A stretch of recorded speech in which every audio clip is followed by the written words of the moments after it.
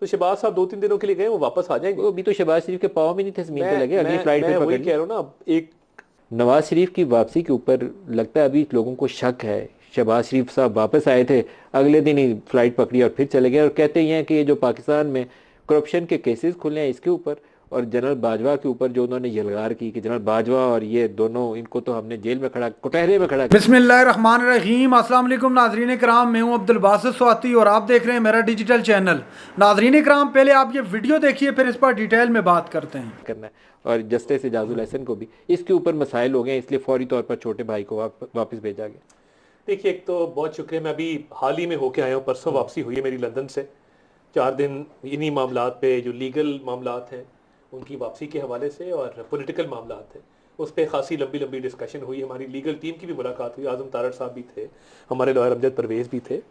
एक तो वापसी के हवाले से कोई इबाम नहीं है, 21 अक्टूबर की तारीख अटल है, उसमें किसी किस्म की रद्द बदल का इम्कान भी नहीं है। और शहबाज शरीफ को क्यों वापस बुलाया? ऑब्वियसली कुछ डिस्कशन जो पेंडिंग थी, और ऑब्वियसली क्या इवॉल्विंग पेंडिंग था? क्योंकि हमें जो, मैं आपको ये सुनी सुनाई बात नहीं बता रहा, हमें जो तासुर मिला है और बड़े मौसर जो लोग हैं जो रसाई रखते हैं इतला तक, उनके ज़रिए मिला है कि जो नवाज शरीफ ने जनरल बाजवा, जनरल फैज़ और जस्टिस एजाजुल हसन का नाम लेके एक बयानिया बनाने की कोशिश की अपने आने से पहले, उसके ऊपर नेगेटिव रद्द-ए-अमल आया और छोटे भाई को भेजा इसलिए गया कि मियाँ साहब को समझाएं कि सीधे तरीके से आएँ, जनरल मुशर्रफ वाला तरीका लेकर दोबारा ना आए। आपकी इतलात अपनी जगह पे। मेरा ये ख्याल है मियाँ नवाज शरीफ की वापसी एक बहुत बड़ा इवेंट होने जा रहा है पाकिस्तान में, और उसमें बहुत सारे अवामिल हैं, बहुत सारी उसकी तैयारी है, लीगल हवाले से, पॉलिटिकल हवाले से। तो शहबाज साहब 2-3 दिनों के लिए गए, वो वापस आ जाएंगे। वो भी तो शहबाज शरीफ के पाँव में नहीं थे जमीन पे लगे, अगली फ्लाइट पे मैं वही पकड़ कह ली। रहा हूँ ना, अब एक ऑब्वियसली एक बहुत इवेंट है बड़ा, और फैसला साजी अब मुझे रोजाना इस की, इशू पे आपसे इतफाक नहीं है, लेकिन आपको जवाब रोजाना की क्या, आप कुछ मुनाजा में भी कह होती है। सकते हैं। फिर दोस्त बीबी के पास इतलात होंगी, ज़्यादा इनसे पूछते हैं। आपको भी बीबी ऐसी कोई इतलात सुनने में आई है? बिस्मिल्लाहिर्रहमानिर्रहीम। सबसे पहले तो मलिक साहब आपका शुक्रिया। देखें, इस वक्त की जो सियासी सिचुएशन है उसके अंदर एक बड़ा क्लैरिटी और एक वो जो बहाम के साथ जुड़ा एक बयानिया चल रहा था कि इलेक्शन होने हैं कि नहीं होने। अब जब इलेक्शन का तिब्बल बज गया है और एक जंग सियासी जो है उसके अमल का आगाज़ हो गया है, तो फिर उसमें मियां नवाज शरीफ हों या बाकी सियासी जमातें, सब के लिए अब जितने भी लैतोलाल बहाने हीले और उस सियासी इम्तिहान से करने की जितनी भी हिकमत अमली है, अब वक्त इतना कम है, उसकी गुंजाइश नहीं है। शरीफ साहब को मेरा ख्याल है कि मेरी ज़ाती राय में उन्हें पिच को चेक करने के लिए भेजा गया था। पाकिस्तान में जब किसी सियासी मैदान में कोई टीम उतरती है तो वो जायज़ा लेती है कि पिच हमवार है, ना हमवार है, बाउंसी है, और किस तरह से उसको खेलना तो है। उन्हें एक बड़ी बहुत सी विकेट मुझे लगता है मिली, आते ही फौरन ही अगली फ्लाइट पे वापस चले उसमें गए। अब चूंकि अगर इलेक्शन का जो अब इलेक्शन कमीशन ने वाज़ा तौर पर ऐलान किया है कि एंड ऑफ जनवरी है, तो एंड ऑफ जनवरी जो है वो बेसिकली कप्तान के बगैर तो टास नहीं होता।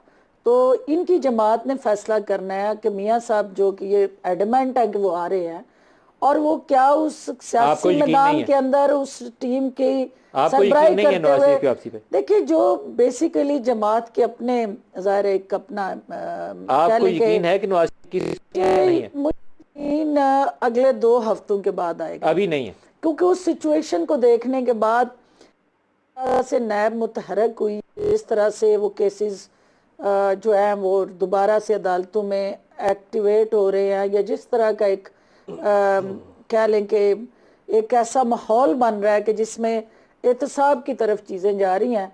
तो एहतसाब और इंतहाब के दरमियान जो गैप है उसके अंदर खेलना जो है, क्या प्रोड्यूसर साहब हम वो नवाज शरीफ का स्टेटमेंट चलवा सकते हैं, जनरल बाजवा वाला और वो जस्टिस एजाजुल हसन?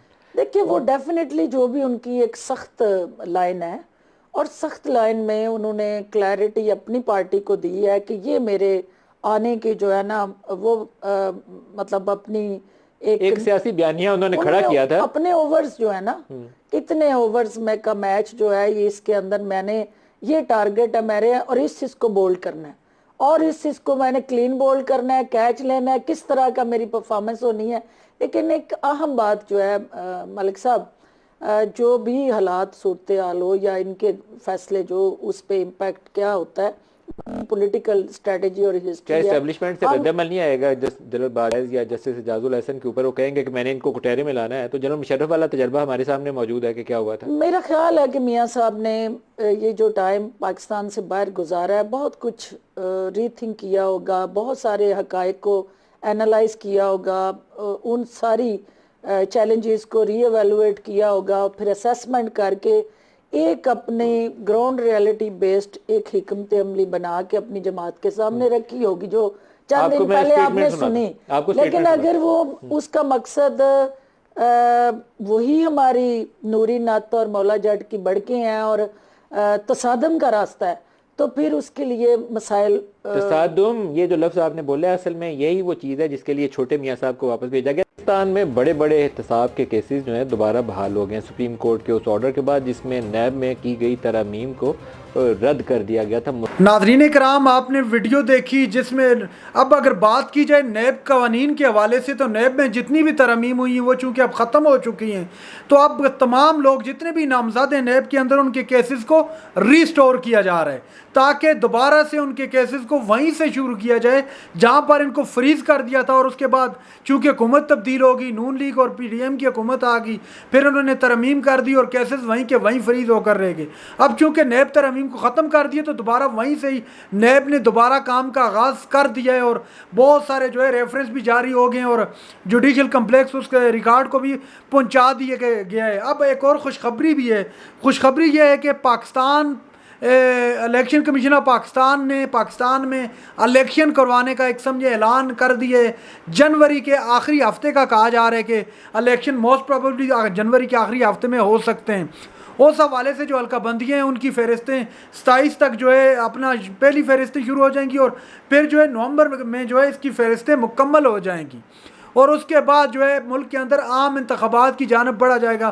तो मेरे ख्याल से ये बहुत अच्छा शगुन है। इससे मुल्क के अंदर जो गैर यकीनी की सूरत हाल है, जो पोलिटिकल इंस्टेबिलिटी है, कम अज़ कम वो तो ख़त्म होगी। इन्वेस्टर का एतमाद बढ़ेगा, मुल्क के अंदर इन्वेस्टमेंट आएगी और मुल्क की इकॉनमी भी बेहतर होगी। अब इलेक्शन के हवाले से जमात इस्लामी और पाकिस्तान पीपल्स पार्टी ने अपना रद्दअमल दिए। पाकिस्तान पीपल्स पार्टी ने इस फैसले को खुशाइंद करार दिया। कमर ज़मान कायरा साहब ने कहा कि 90 दिन के अंदर या इलेक्शन की डिमांड करना पाकिस्तान पीपल्स पार्टी का एक आइनी हक था और आइनी उन्होंने बात की थी, आइन के तहफ़्फ़ुज़ की बात की थी। अब जमात इस्लामी ने भी इस फैसले को खुशाइंद करार दिया और कहा है कि हमें भी लेवल प्लेइंग फील्ड चाहिए, लेकिन वो वाली नहीं जिसकी बात बिलावल भुट्टो करता है। तो ये सिचुएशन है और ये डेवलपमेंट है अभी तक की। नाज़रीन इकराम, यह थी आज की हमारी वीडियो। चैनल पर जो ने चैनल को सब्सक्राइब कर लें। अगली वीडियो तक के लिए अल्लाह हाफ़िज़।